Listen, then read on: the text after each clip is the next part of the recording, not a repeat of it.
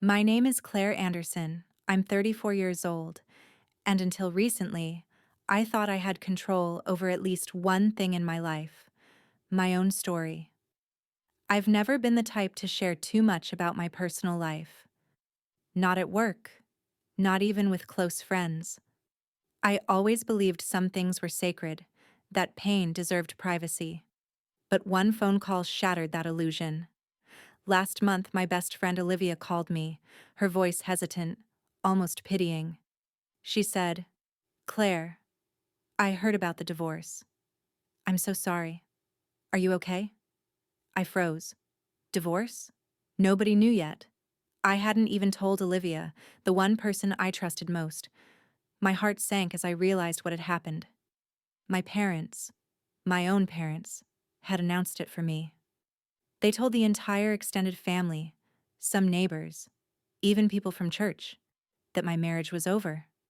And worse, they didn't even get the story right. According to them, I had been the one to walk out because I couldn't handle commitment. They painted me as impulsive, selfish, and dramatic. I wanted to scream, to defend myself. But everywhere I turned, people had already formed an opinion based on the version my parents fed them. It felt like I was standing in the center of a crowded room, stripped bare, with everyone whispering about me, judging me. The truth was, I hadn't even signed the papers yet. I was still trying to gather the courage, and in one single night, they stole that from me too. That was the moment I knew something inside me had snapped. When I think back, maybe I shouldn't have been surprised. My parents, Margaret and Thomas Anderson, had always cared more about how things looked than how things truly were. I grew up in a picture-perfect neighborhood in Connecticut, in a white colonial house with a manicured lawn.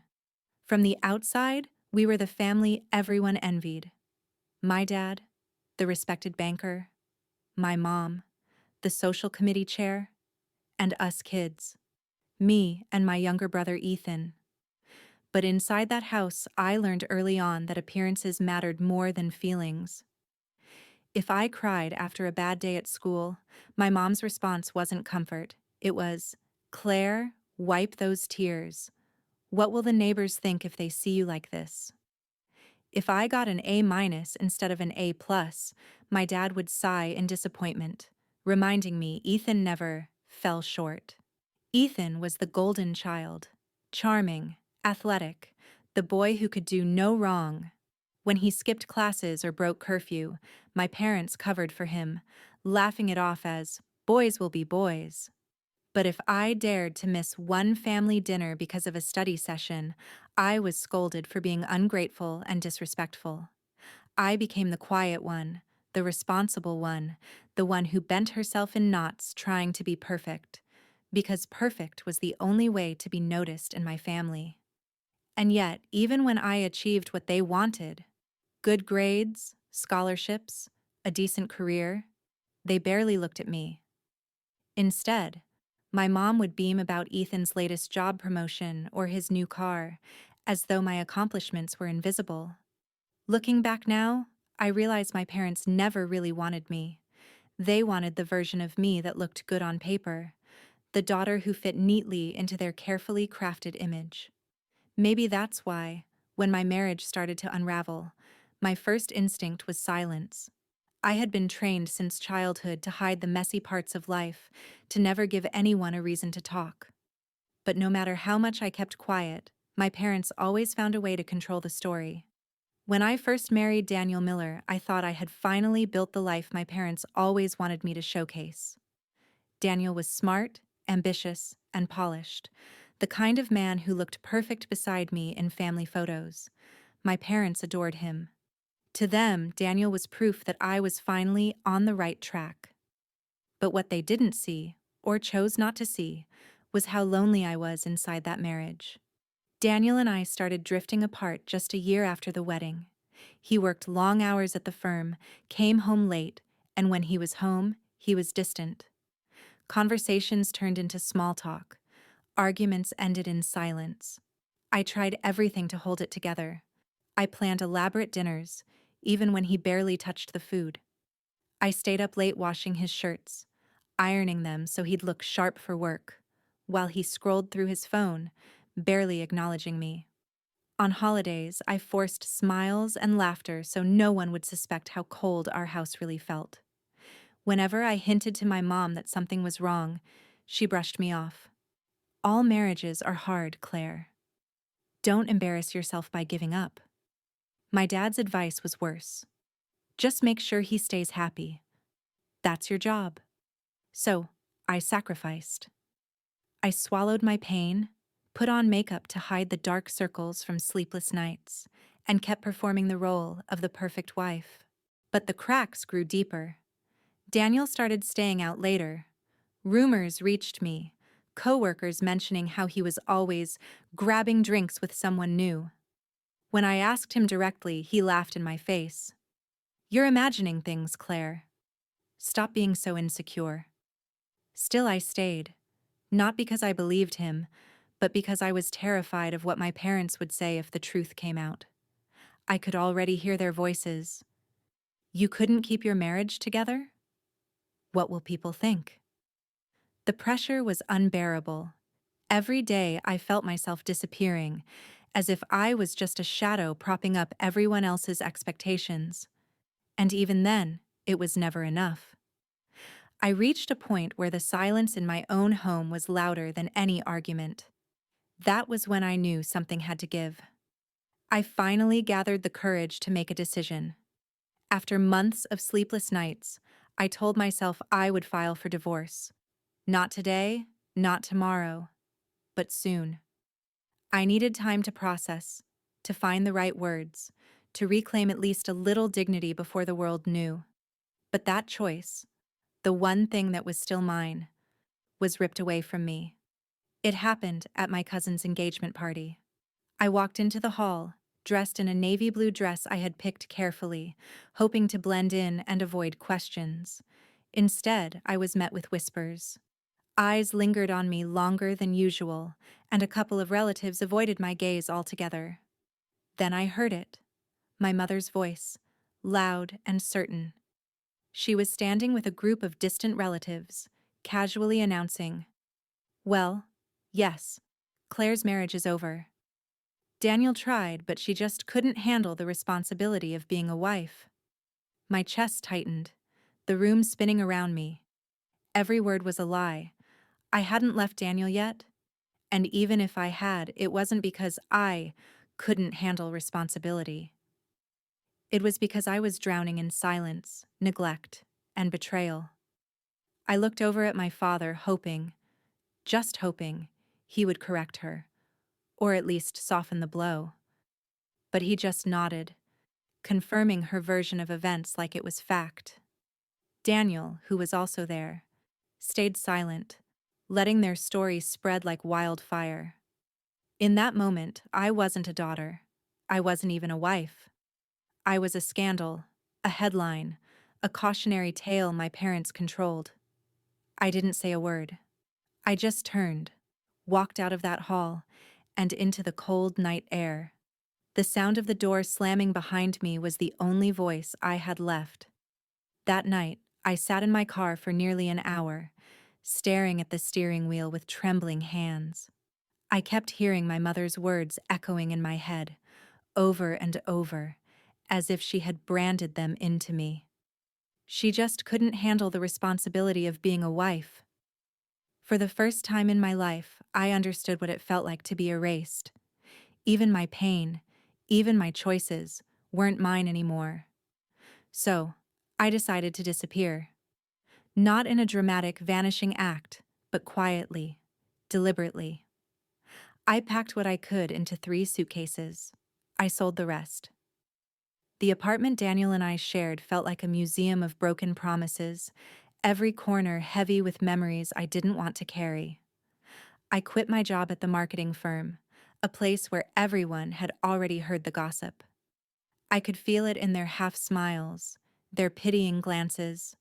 I told them I needed a break, but the truth was, I needed freedom. I found a small town 2 hours away, where no one knew the name Claire Anderson, and rented a one-bedroom apartment above a bookstore. It wasn't glamorous. The paint was peeling, the floorboards creaked. But it was mine. For the first time in years, every decision belonged to me. I started over slowly. I took a part-time job at a local coffee shop. The work was simple: frothing milk, writing names on cups. But every smile from a stranger felt like a step toward healing. People there didn't know my story, and that anonymity was liberating. Eventually, I made friends. Real friends. Sophie, my coworker, would stay late with me, laughing about silly customers. Mark, the bookstore owner downstairs, introduced me to community events where people welcomed me without asking about my past. For once, I wasn't someone's daughter, wife, or failure. I was just Claire. The nights were still hard. I would lie awake, replaying everything I had lost, but slowly that ache began to shift. Instead of mourning who I used to be, I started to imagine who I could become. One morning, as I unlocked the shop, I caught my reflection in the glass door. My hair messy, my clothes simple, but my eyes? For the first time, they didn't look empty, they looked alive. I realized I wasn't just surviving anymore, I was rebuilding. Just when I thought I had finally put distance between myself and the chaos, my old life came clawing back. It started with phone calls from my parents. At first, they were sweet, almost rehearsed. My mom's voice dripping with false concern. "Claire, honey, your father hasn't been feeling well. Don't you think it's time to come home and talk things through?" I wanted to believe her, but I knew better. I had seen my dad jogging with Ethan in a Facebook photo just a day earlier. The illness was nothing more than bait. Then came the gossip. Friends from my hometown reached out to tell me the stories my parents were spreading. According to them, I was unstable, reckless, and had abandoned a perfectly good husband. Some even said Daniel had left me because I was unfaithful, a lie so outrageous it almost made me laugh, except it hurt too much. Daniel never corrected them. Why would he? Their lies protected his image, and for him, appearances had always mattered more than truth. The hardest blow came when Ethan reached out. My brother, the golden child, sent me a message late at night. "Look, Claire, Mom and Dad aren't perfect, but maybe if you just apologized, things could go back to normal." Apologized? For what? For wanting to breathe? For daring to live without the chains of their expectations? I typed and deleted a dozen responses, but in the end, I sent nothing. Because the truth was, I didn't owe them an apology. Not anymore. For the first time in my life, I wasn't desperate for their approval. I didn't need my parents' version of love, the kind that only existed when I made them look good. I had built something better, a life where my worth wasn't up for debate. So, when the calls kept coming, I let them go to voicemail. When letters arrived, filled with guilt and manipulation, I dropped them in the trash. They had stolen my voice for years.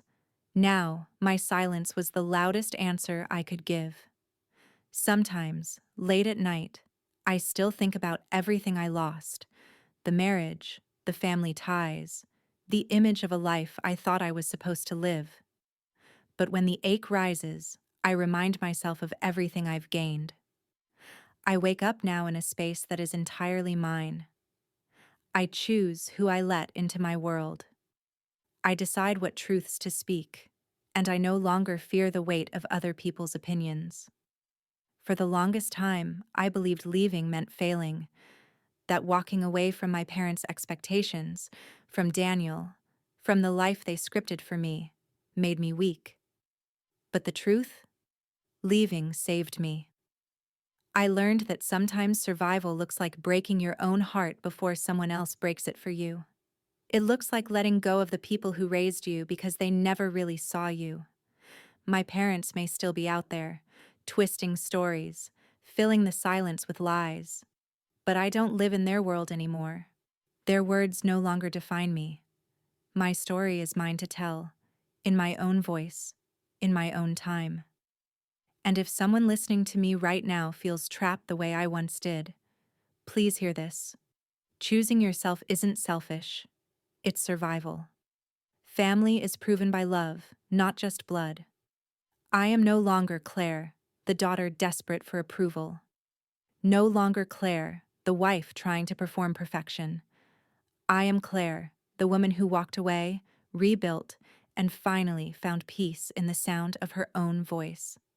And that, more than anything my parents could ever say about me, is the truth that will last.